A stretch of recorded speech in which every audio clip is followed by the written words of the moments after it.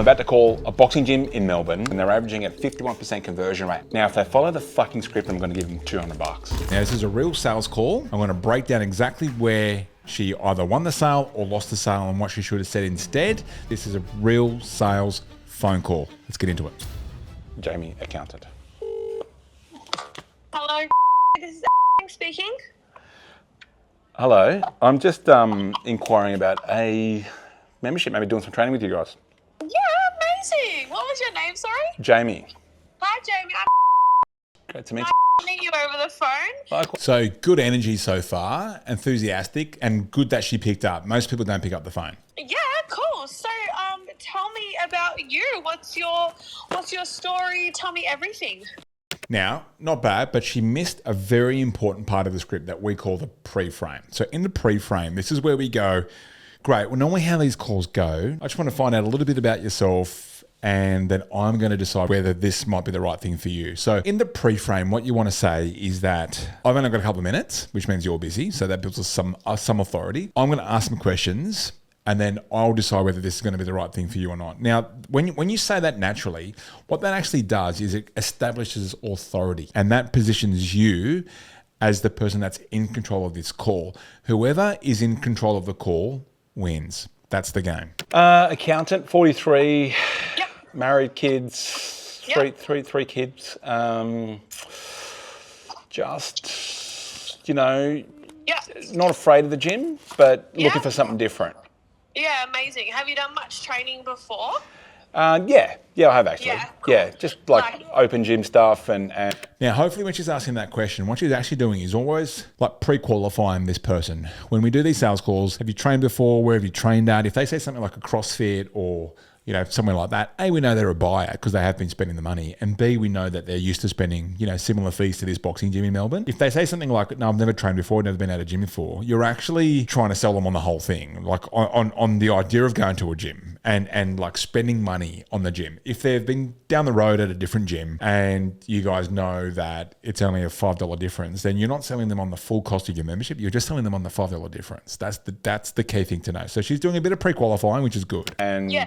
Cool. did some kind of circus stuff in the past. Yeah, amazing. Cool. Have you done any boxing before? Now, I don't hate the question, but what is happening now is this part of the script, what we want to do is we want to get into rapport building. And when people are talking, when we ask the question, after we do the pre-frame, we normally go, so what's the Jamie story? And just really open it up and we want them to start talking.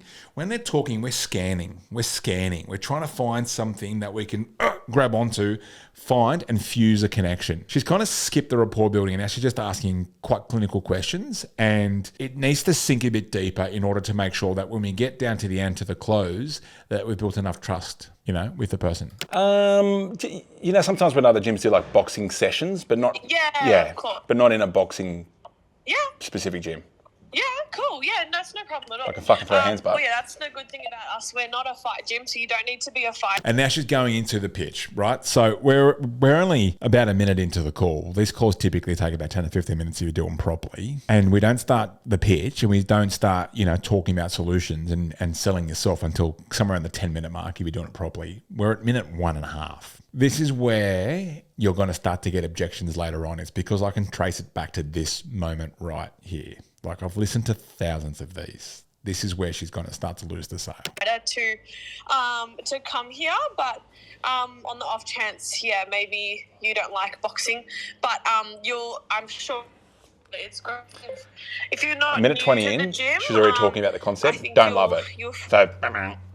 You'll really love our gym. So Yeah, she's already starting to pitch. This is like, there's no rapport. There's no gap. We've got to establish the gap. Where am I now? Why is that such a problem? Tell me how I'm feeling at the moment, how are the joints, all that kind of stuff. Where do I want to be? Why is that important? What happens if I didn't get there? You can ask some reverse questions like, what if I didn't get there by Christmas? Like, we've got to establish the gap, because then what happens is within that gap, then you create the right conditions for your solution, your product, to be the bridge for someone to go from sad face to happy face. There's none of that. We're cruising at surface level. what are your And goals? she's pitching to like, it. What are you looking Okay, for? now we're at goals. I am looking to probably trim up a little bit.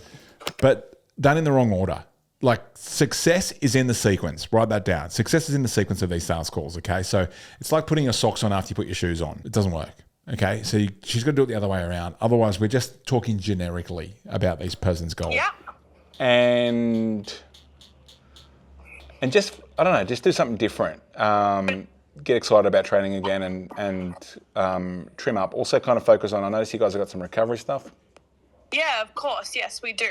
So I feel like I should probably be doing some of that. Yeah, amazing. Yeah. Why? Dig.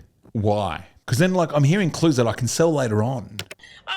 That's great. Have you done much recovery before? Like, are you new to it or? Oh, look, I've jumped into a couple of saunas and an ice bath or two. Yeah, nice. Okay, cool. So, like, how important? Now, this is a good question, but absolutely useless with all the other stuff I mentioned. Absolutely you. Good question, useless now. Are your goals to you right now? Like, what are you? She's kind of what are you skipped. She's feeling? gone now. Now, what that needs to be is you've got to ask questions that are easy to answer, okay? So out of 10, 1 to 10, 1 being not much and 10 being, oh my God, this is the most important thing for me right now. How important is this goal for you? Now, but what goal? We haven't even gone deeper about what my goals are. So just, yeah, completely underpowered so far. She's gone now and later. Like, the goals you've just talked to me about. She hasn't sort of hit me with like, where I'm at now. How important It's are there. they to you? How important are they? They're pretty important. It needs to hit me with a 1 to 10. Yeah, great. 1 to 10, so I give her a number. And she let me go too early there. Are you going to be more of like a morning trainer or like a She night skipped. trainer? Yeah, so now she skipped the now or later, like, you know, is it an now thing or a later thing? And now she's trying to assume the close, but you haven't got me. She's over here now. Mornings. Mornings, yeah, awesome. All right. Have you had a look at our timetable at all? Do you know Timetable, such a rookie question. Even that's like, no. offering? No, not really. No, not really. Okay, cool. So in the mornings we've got 5:30, 6:30, and 9. At this point, we're just order taking. This is no better than our receptionist at Big Box Gym who doesn't give a fuck. So we're at 2:57. She hasn't and followed then the script. In the PM, we've got Which just makes $200. 5:30 and 6:30. Do those times suit you? Yeah, like I still don't really know what this place is and if it could help me or not though. Yeah. Okay.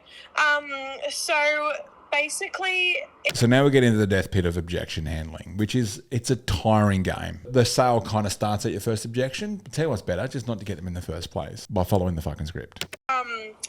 well, yeah, as you said, your goals. So you want to trim up. They're obviously like that's important to you. Why is that goal important to you exactly?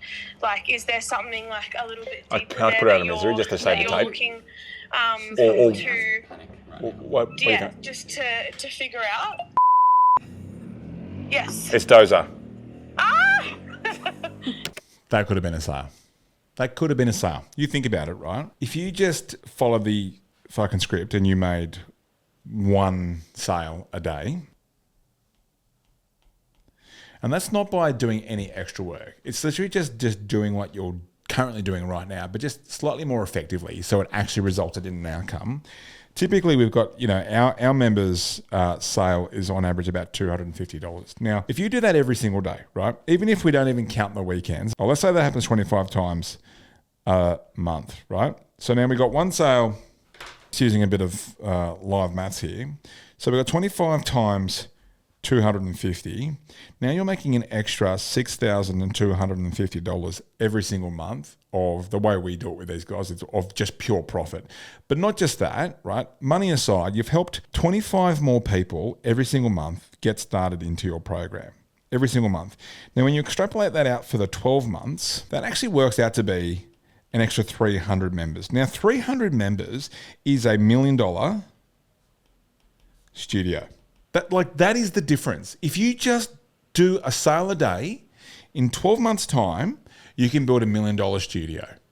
So all you got to do is just follow the fucking script. You've already got the inbound lead. You did no more extra work except that when they picked up, you followed the script. Now, I recommend that you print the script out, right? You get the script, you print it out 5 times and have it all around you. I had it in my gym bag. I had it at my home office. I had it at my studio. I had it in my glove box. I had it in my wife's handbag. Whenever a lead called in, I always picked up.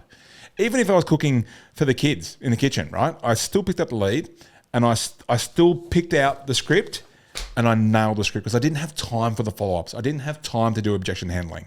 So that's how you do it, and that's how you build $1 million studio. And if you'd like the $1 million script, there is a link in the description where you can grab that right now. So grab the script, and if I call you, it's your turn. And I'll see you in the next Mystery Shops Unfiltered.